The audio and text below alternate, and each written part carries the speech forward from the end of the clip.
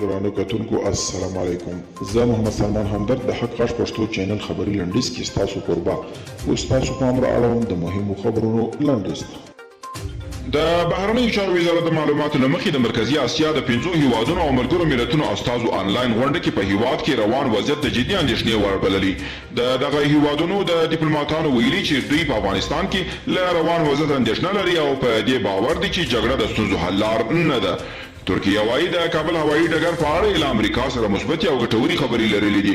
ترکیه ویلي د دفاع وزیر خلوصي اکار له خپل امریکایي سیال سره د کابل هوایي ډګر د امنیت پر تامین خبرې کړې دي او دا خبرې رغنده او اغېزناکې وبللې دي.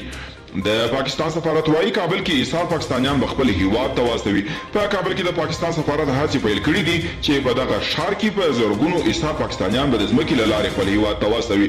او اروپایي ټولنې د غیر قانوني پیسو د فسمیدو د مخنیوي لپاره نوي اصول ټاکلي دي.